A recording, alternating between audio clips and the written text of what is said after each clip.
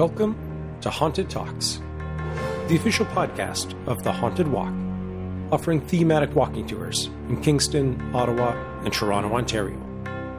My name is Jim Dean. I'm the creative director of the company, and we really appreciate you joining us for today's episode. Fair warning, my friends, this episode deals with murder. The utterly perplexing and violent deaths of 5 family members and their maid on an isolated farm in Germany on March 31st, 1922. While I will do my best not to sensationalize any elements of the story, there will be some disturbing content.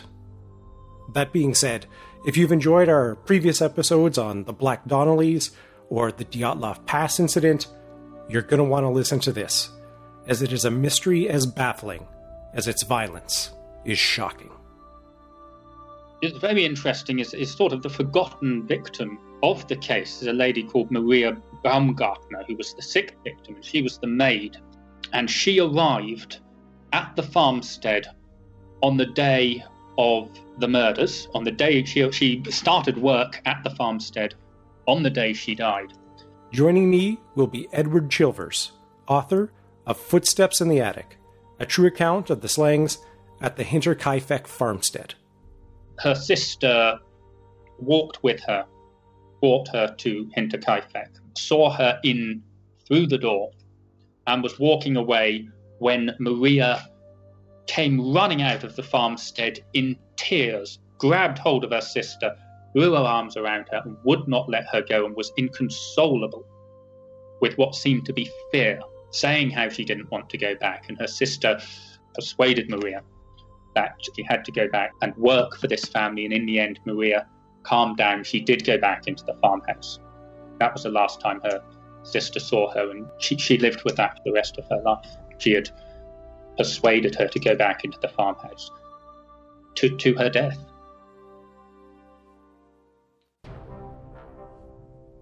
Before we get too deeply into this story, let's take a moment to gather our collective breaths. I do have some good news to share. Our rat card that we use to advertise our tours has just been awarded Best Brochure in the Northeast region, which includes Ontario and the Northeast United States, including New York City. This took us completely by surprise, and we wanted to thank the good folks at CTM Media Group for giving us such an award and such recognition. That means a lot. Thank you very much. In other good news, we have survived the dead of winter and officially made it to March. We'll have tours running every weekend this month and all of March break in Kingston, Ottawa, and Toronto. It feels so good to finally go outside and go for a walk, so I hope you will consider making us part of your plans. Information about all of our tours can be found at hauntedwalk.com, and we'd love to connect with you on Facebook, Instagram, and Twitter, all at Haunted Walk.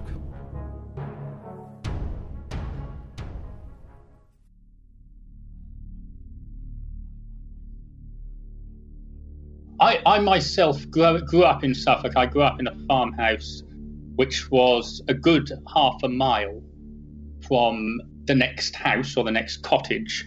So I did sort of relate to the isolation and to the setting. I know what it is to grow up in isolation and where it's quite lonely.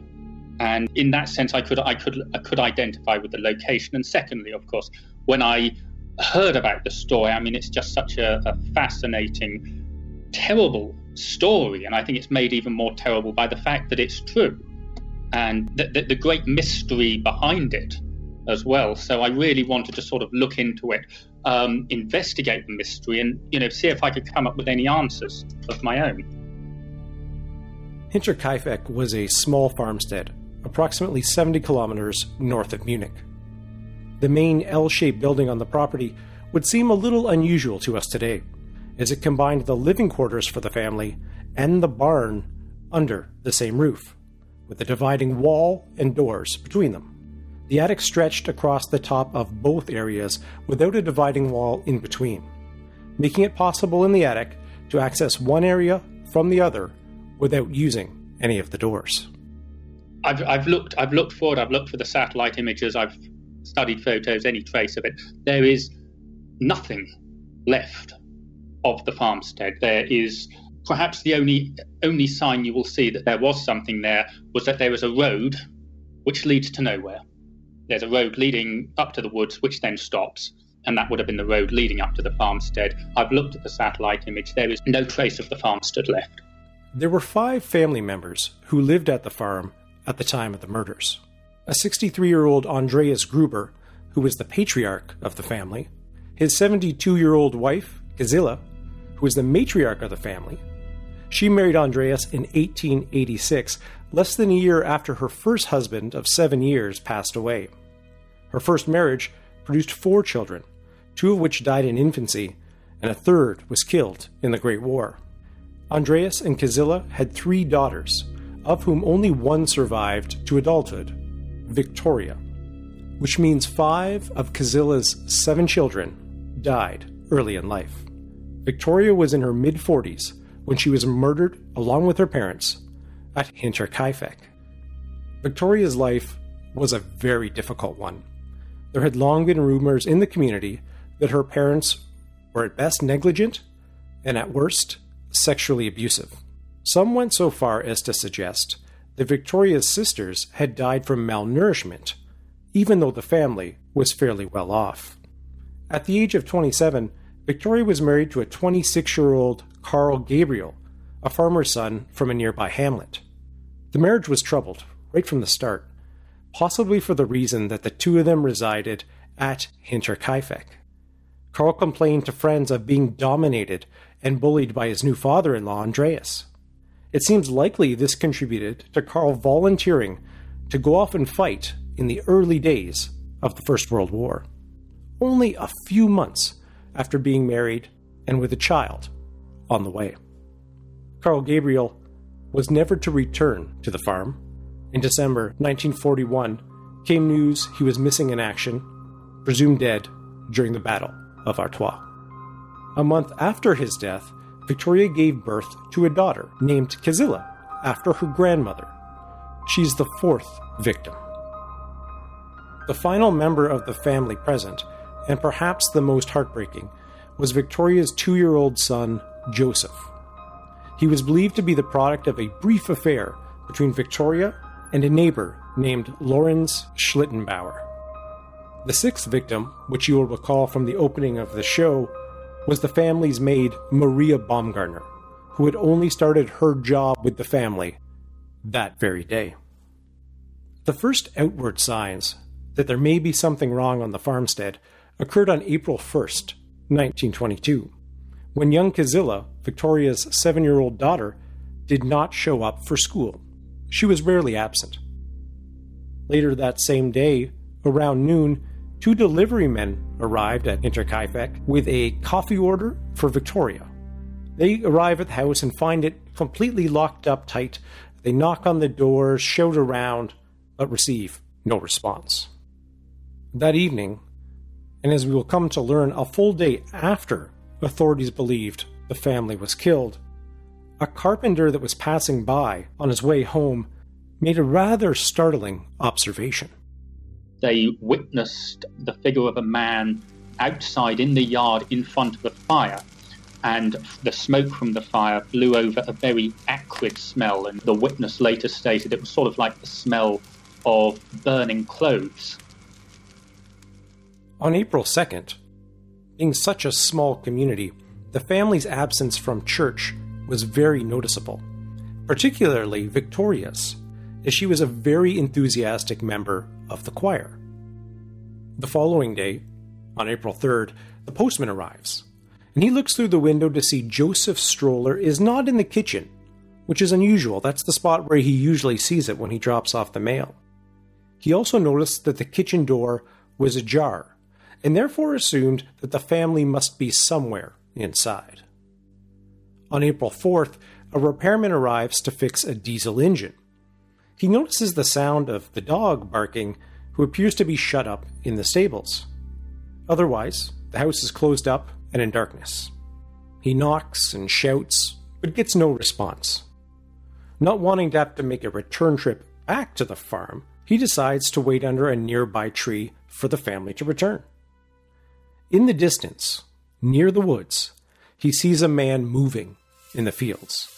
He assumes it must be Andreas, and he waits. After 20 minutes or so, he loses sight of the figure and gets impatient. He decides to go inside the shed and start working on the engine. He was whistling while he worked and was at it for a few hours and was even testing the engine, which would have been quite loud and echoed across the landscape. Once he finished, he goes looking around the house to see if anyone has returned in the meantime. He notices the barn door is wide open. He finds the family dog tethered outside the entrance. He knew the dog, having been out to the farm several times, but something was clearly wrong. It was barking and snarling at him. As he approached, he noticed a nasty-looking gash across the eyes of the dog, as if it had been slashed with a sharp implement. Unsure what to do next, the repairman heads to the next farm, the Schlittenbauer farm, and he tells the daughters there to relay the message to the Gruber family that the engine has been fixed, as he couldn't find anyone to pass the word to. When Lawrence Schlittenbauer returns later that afternoon and gets the report from his daughters, he immediately sends out his 16 and 9-year-old son to go to the farmstead to see if they can find anyone. The boys knock on doors, windows, and generally make a lot of noise, but they don't see anyone and get no response from the darkened house. Upon hearing the report from his sons, Schlittenbauer becomes quite concerned and goes and fetches 2 neighbors to help him and his sons do a more thorough search of the property. Arriving on the scene, it was the barn that caught their attention. A cow had broken or was set loose and was wandering about. This fact would become very interesting to the authorities, as there were reports about a gang of rural robbers deliberately releasing livestock as a way to lure their victims to the barn.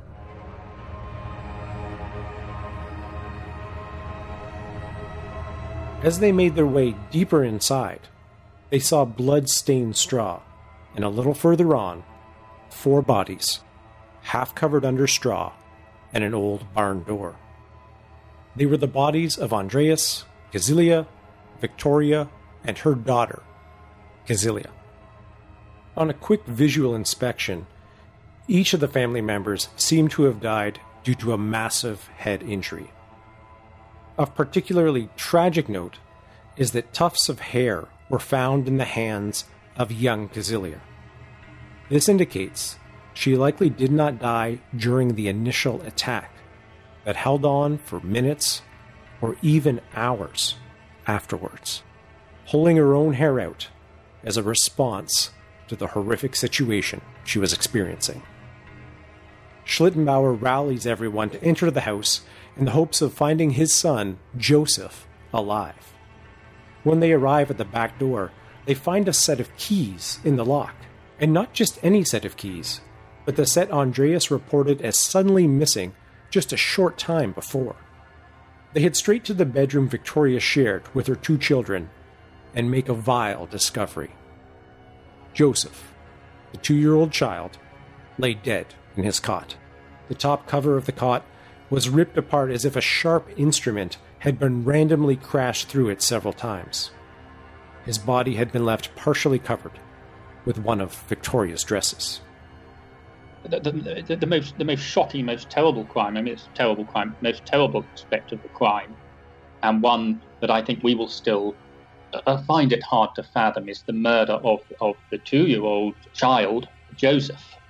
And you think, well, Joseph was found lying in his cot, he was battered to death in his cot, and you think, well, surely, okay, you can perhaps understand that a murderer who had committed a crime of passion would need to silence the adults in the house or the people who might be able to bear witness against him. But a 2-year-old lying asleep in the cot would not have been able to convict the murderer. And so people do ask me, well, what reason was there for killing poor little Joseph? And I don't have an answer for that. I think, I don't have an answer, no. There was still one more gruesome discovery to be made. In the maid's room, they found the legs of Maria Baumgartner sticking out from under a blanket on the floor. She had also suffered a massive head injury. On her bed was her still unopened suitcase. It would appear she did not have time enough to unpack before she was killed. She was also wearing the same clothes she had arrived in earlier that day. This makes it likely the murders took place a short time after she arrived. Schlittenbauer's behaviour in the immediate aftermath struck people as bizarre, to say the least, and it was the reason why he was considered the prime suspect and largely ostracised for the rest of his life. His action upon discovering the murders, and remember, one of these victims he had acknowledged as his own son, 2-year-old Joseph. Schlittenbauer sent the other farmers away to fetch the police, whilst he went to feed the pigs of the Gruber family. When the police arrived, they found that Schlittenbauer had taken the pigs back to his own farm. What they also found when they arrived is that Schlittenbauer had gone out into the community, gathered together other villagers, told them of this terrible event that had happened, and had basically led a guided tour of the murder scene. So the police turn up and they find the house has become a tourist attraction, and you've got Schlittenbauer as a sort of curator of this crime scene, showing people around and treating it all like some sort of attraction. Immediately, he raised their suspicions. The Munich police arrived at 5:30 a.m. the following day. A search of the interior of the barn immediately revealed a pickaxe lying in the feeding trough, which they believed to have been the murder weapon. They discovered a pickaxe within the barn, but they noticed that there was no blood on the supposed murder weapon. Their theory for this was that one of the cattle which had escaped, whether by accident or design, had licked the blood away from the murder weapon. Obviously, if we think the problem with that is, let's imagine the pickaxe had fallen down to the side, the cow would lick one side. Would the cow then be able to think to turn the murder weapon around and lick the blood clean? Also in the barn, the authorities were surprised to find that the cows had been milked in the past 24 hours, which meant someone had been caring for the animals days after the family's death. In the courtyard, they found signs of digging, as though someone had abandoned digging a hole due to the frigid conditions, and then covered the hole partly up with straw in a half-hearted attempt to conceal it. Inside the home, nothing really seemed rummaged through, as if someone was robbing the place, with the exception of Victoria's bedroom. In Victoria's bedroom, an empty purse was found lying overturned on the bed, and someone had clearly searched through the papers in a room. However, a watch and several envelopes of money had been left untouched. In fact, significant amounts of cash, coins, war bonds, and various items of gold were easily found around the home. If it was a robbery gone wrong, why would someone take the items from Victoria's purse, but leave items of significant value that could have been found with very minimal effort? Even more perplexing is if the killer stayed in the home for days after the murders, with presumably ample time to fully search the home. There were unsettling findings in the cellar and the attic. In the cellar, a pig carcass that the family had used for pork showed clear signs that meat had been taken off of it in the past few days. Detectives believed this was an indication that someone had been eating in the house while the bodies remained in the barn. In the attic, detectives noted depressions in the hay thrown on the floor, as though someone had been lying down in it. There was also a rope hanging from the trap door to the barn door. This led to the conclusion that upon leaving, the killer had locked up the house and then left through the barn. Loose tiles were also discovered in the roof, which allowed someone to look out into the courtyard to see who was approaching. They also discovered bacon rinds as well as human excrement in a corner of the attic. In looking more closely at the barn, there were a few elements that led authorities to believe family members were lured out there one by one. They discovered the doorway from the home to the barn was not very wide and would require a group of people to go through single file. This would make ambushing a group very difficult. However, one at a time, it would be a very effective spot. The police also tested the acoustics in the barn and found that someone screaming or shouting for help could not have been easily heard inside the living area.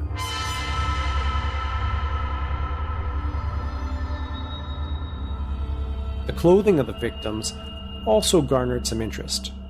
The fact that Victoria and her mother were fully clothed made investigators believe they had been killed first. Andreas and young Kazilia were in their underclothes, suggesting they were likely in bed before coming to the barn. As the police began to speak to potential witnesses and members of the community, they began to reconstruct the final days of the Gruber family. What they discovered only deepened the mystery. 6 days before the killings, a neighbor and her daughter found a very upset Victoria crying in the middle of the road near the farm. She was shaking and appeared terrified. She would not tell them why she was so upset, only that she wanted to get away. Around this time, Victoria had also told friends that she had seen a strange man wearing what looked like an army coat, standing ominously at the edge of their field as if watching the house. As retold by multiple witnesses, on March 30th, a day before the murders, Andreas observed some very unusual things around the property. Andreas comes downstairs one morning. He finds a newspaper on the table. And the newspaper was that of a newspaper in Munich. Munich was 70 miles away. There was certainly nobody in his family who had been to Munich in the last few days and who would have bought a newspaper and then have just left it lying on the table. He goes outside and he finds that the lock to one of his outhouses has been broken. Somebody has been inside. Nothing's been taken, so he assumes maybe just vagrants or maybe he disturbed them. He can't find his front door key. It's gone missing. He goes out to mend one of his fences, and this being winter in Bavaria, he sees footprints in the snow. And what is interesting about the footprints, there's one set of footprints which lead up to the house. There are no sets of footprints which are leading away.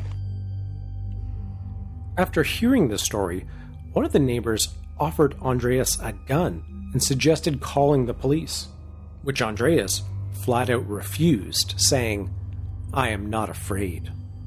When he returns back to the farmstead, Andreas finds a cow has gotten loose, or has been set loose, and apparently this really shook him. Perhaps the most terrifying part of an awful story is that night, as the family lay in their beds, they could hear the sounds of footsteps coming from the attic above them.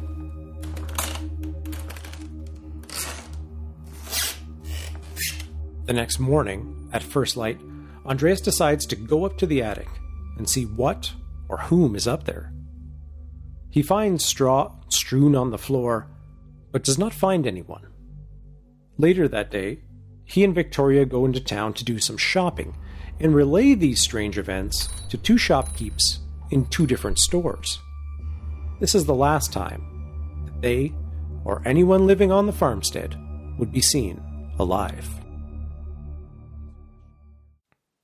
An obvious question here is why, after discovering a newspaper from 70 kilometers away in his house, a suddenly missing set of keys, a broken lock, and footsteps leading to, but not away from his property, and ultimately hearing the sound of someone walking around in his attic during the night, why didn't Andreas ever go to the police?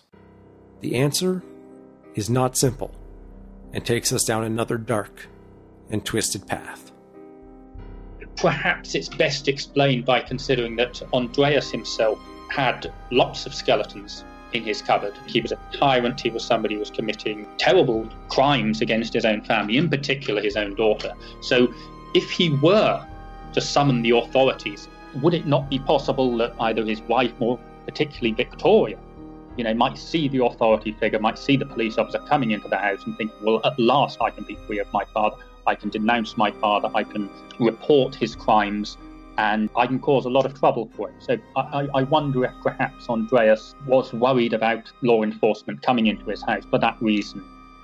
A few months after Victoria gave birth to Joseph, a sordid secret exploded into the open when a maid walked into a bedroom to find Andreas having sex with Victoria, his 35-year-old daughter. The maid immediately informed the police. Andreas and Victoria were both arrested and in May 1915 convicted of incest. Andreas was sentenced to a year in prison, Victoria to 1 month.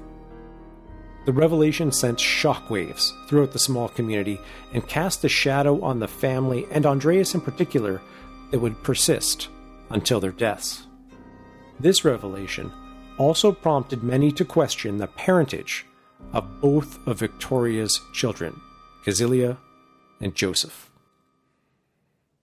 Before we start considering a few of the suspects, there is one other element of the police investigation worth mentioning. Before the bodies of the family were released for burial, and with no strong leads in the case, the police took the unusual step of removing each of the heads of the victims and sending them to a clairvoyant to see if the crime could be solved psychically. A clairvoyant suggested that the culprit was a big, broad-shouldered man, somebody with their hair combed backwards. They pictured the house, and crucially, the psychic concluded that the murder weapon was still concealed somewhere in the property. During the demolition of the house a year later, following a dispute over the inheritance of the property, a weapon, a blunt instrument, was found concealed within the rafters of the property that may perhaps have been the murder weapon. I mean, obviously, in a farmhouse, anyone growing up in a farmhouse will tell you there were all kinds of tools that you will find, but I think the thing with this one is that it had been or appeared to have been concealed within the rafters or the floorboards and was only located when the house was in the process of being demolished. The prime suspect in the case has long been considered to be Lorenz Schlittenbauer, who had a brief affair with Victoria. When she became pregnant with her second child, around the same time, Andreas demanded money from Schlittenbauer for the upkeep of his child that he had fathered. Schlittenbauer absolutely refused paternity and even accused the child of being Andreas's. This led to very bad feelings between the families for quite some time, and at one point Andreas even chased him off his property with a pitchfork. Eventually, Schlittenbauer admitted to paternity and paid support for the child, and relations between the family did seem like they improved. But could this be the motive for such a heinous crime? While the money was substantial, Schlittenbauer was reasonably well off and had recently gotten married. And would he harbor a grudge so fierce that he would kill the entire family a few years later?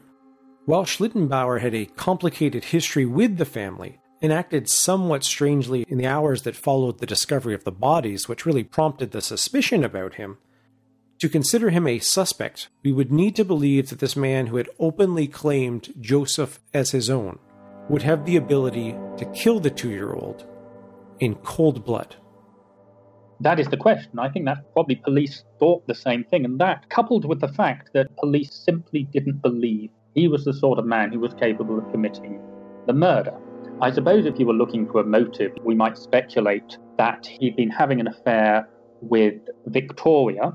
He had recently married the previous year, and so perhaps, maybe if the affair was going on, who knows, maybe the affair had carried on with Victoria and things came to a head. Maybe he had an argument with Andreas or Victoria or somebody who was threatening to expose him, and he committed this crime of passion and then decided that to protect himself, he couldn't leave anybody else alive. But certainly when he was interviewed for the crime, although the police didn't find him very convincing and thought that perhaps he had lied in some way to protect his reputation, they didn't see him as a murderer. He just didn't strike them as the sort of person who could have committed this sort of crime. If not Schlittenbauer, who might have done this? Perhaps the next likely suspect would be someone completely unknown to us and the family. Some random vagrant or homeless person, as this was not long after the First World War, and Germany was definitely on hard economic times. Could it have been a passerby who somehow committed these acts? What makes that hard to believe is the fact that so many of the valuables and so much money was left in easily found places in the home, but was not disturbed. If someone was there for multiple days, a really terrible character, if they can stomach killing an entire family, why would they not take all the valuables as well? Because there were so few suspects, it led to some really outlandish people being considered, and perhaps none more so than Victoria's first husband, Carl Gabriel.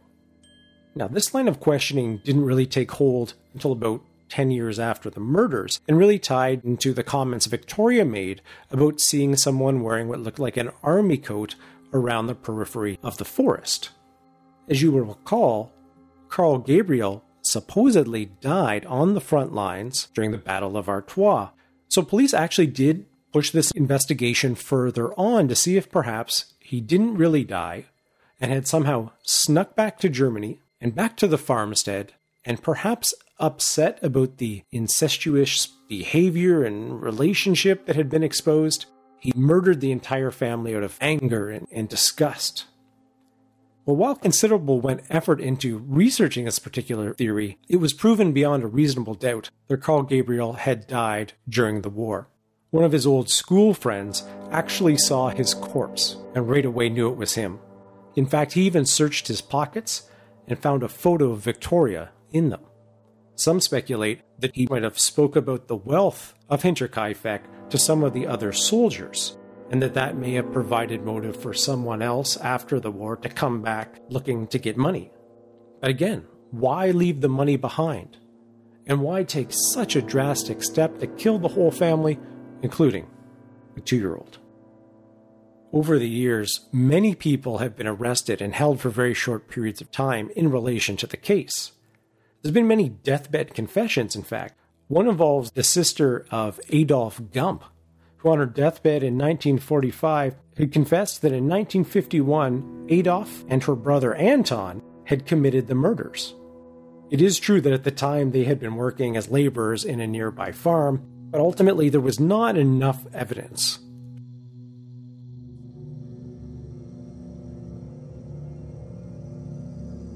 After pondering this case, I'm stuck with one of 3 options. The killer was either someone that the Gruber family knew intimately well, someone that Andreas would not be afraid of if he thought they were in the attic, or it was someone who had some acquaintance with the family. There were reports of 2 brothers who would often stop by and kind of harass one of the family's earlier maids, propositioning her. In fact, Andreas at one point even tried to scare him off his farm, shooting a gun up into the air. Is it possible these 2 roguish and petty criminal brothers could have committed such a terrible act? The last category would be an individual or individuals who did not know the family at all, the random passers-by, the vagrants, transient people. And in my mind, I'm trying to consider which of those 3 options, someone who knew them well, someone who sort of knew them, and someone who didn't know them at all. And I'm trying to decide which of those 3 options I find more frightening. Given how much time has passed in this case, it seems unlikely we will ever know for certain what happened that terrible night on the Hinterkaifeck Farmstead. You look at the case and you look at the evidence, and you can see even you can see that over 90 years ago, just how primitive the police investigation techniques were. And if there are any positives for us 95 years later, 96 years later, it is that a crime of this nature committed under the same circumstances, with our knowledge of crime scene investigation, treatment of a crime scene, DNA technology, it's a crime that you would think would be solved very quickly. A crime of this nature is unlikely to go unsolved for very long. I don't think there'll be any more Hinterkaifecks. Thank you, everyone, for joining us to listen to the episode. I hope you're going to be able to sleep at night. I must admit, I do find this one of those stories like the Black Donnellys, like the Dyatlov Pass, that can kind of get under your skin a bit and certainly creep you out. A very big thank you to Edward Chilvers. Again, his book is Footsteps in the Attic, a true account of the slayings at the Hinterkaifeck Farmstead. I'll put up a link on our website, hauntedwalk.com/podcasts. It'll go right to his book's page on Amazon, and I would suggest reading the book as there are some additional details I just didn't have time to get into during the show. It is an excellent read, and I really appreciated Edward's time joining us and breaking down the case. As always, thanks to our audio editor, Michelle Dennis, and to Kevin MacLeod at Incompetech.com for the additional music. For information about our March break tours or all the wonderful things we have going on, please visit our website, which is hauntedwalk.com, and be sure to follow us on Facebook, Instagram, and Twitter, all at Haunted Walk. Until we meet again, sweet dreams.